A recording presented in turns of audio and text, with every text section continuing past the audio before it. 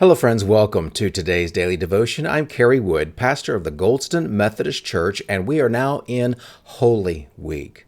This is the most special, most powerful time of the entire Christian year for me. We had Palm Sunday yesterday, and this week we are remembering each day as Jesus goes through the process of giving himself up for us. This is a very solemn week. There's not a whole lot of fun and laughter, but yet, if we don't go through this week and go through the depth of the pain, the sorrow, and the grief, then the joy of Resurrection Sunday is not quite as strong. We need that contrast. Just as sunshine seems brighter than ever if you have been in a dark room and then go out into the full sun in the middle of the day, how bright that is. Well, that's what we need to experience in Holy Week. Now, in our readings, in our timeline, we are having to be basically working ahead of the schedule, so to speak, because today's reading is taking place already on Friday, and we're only on Monday. But now we are with Jesus as he is being put on trial with the Roman governor, Pontius Pilate. We're reading from John chapter 19, starting in verse 4 and reading through verse 16. I invite you, open your Bibles, turn to this passage, and let us share in these words together.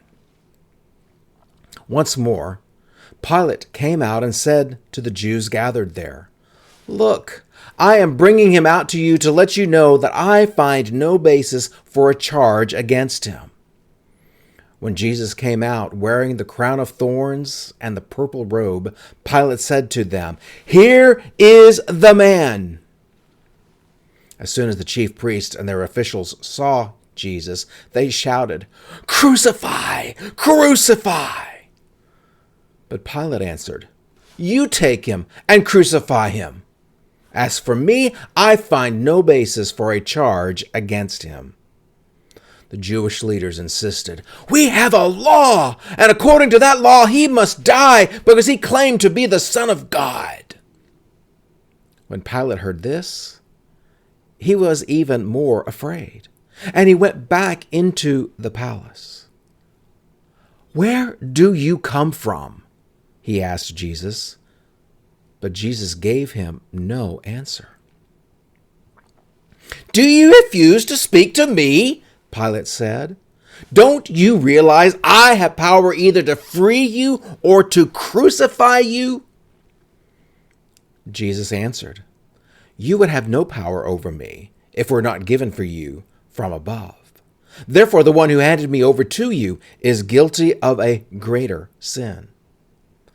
From then on, Pilate kept trying to set Jesus free, but the Jewish leaders kept shouting, "If you let this man go, you are no friend of Caesar. Anyone who claims to be a king opposes Caesar."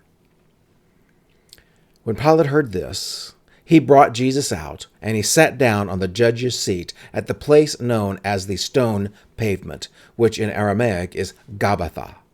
It was the day of preparation of Passover. It was about noon. "Here is your king," Pilate said to the Jews. But they shouted, "Take him away! Take him away! Crucify him!" "Shall I crucify your king?" Pilate asked.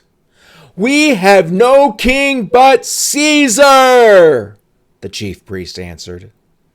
Finally, Pilate handed Jesus over to them to be crucified.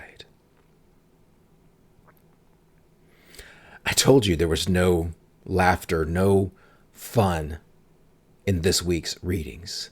And here we have an excellent example of that, because this is heart-wrenching.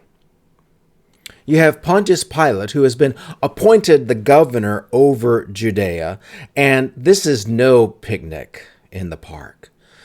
The reputation of the Jewish people to have a resistance against Rome, it's already been promulgated over and over and over again. This place in the Roman view is considered to be the cesspool. This is the ugly armpit. This is the grossest, most awful place to ever be. And yet here is Pilate, and now he's dealing with the worst situation of his career. And he's caught between the rock and the hard place because he does not want to set up the conditions for a riot under his watch. And yet he also doesn't see any reason for Jesus to be killed. There's nothing about Jesus in Pilate's mind that causes this hatred to be so strong. Clearly, Jesus is not rebelling against Rome, and yet these chief priests are claiming that that's exactly what Jesus is. Until their true motivations slipped. Did you catch that? If you got your Bible still open, go back and look at what verse 7 says.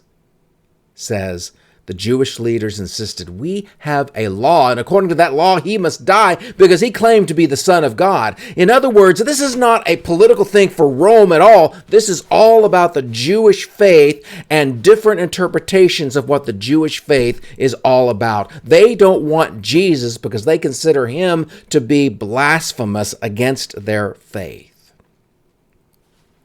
But they're wanting a political death.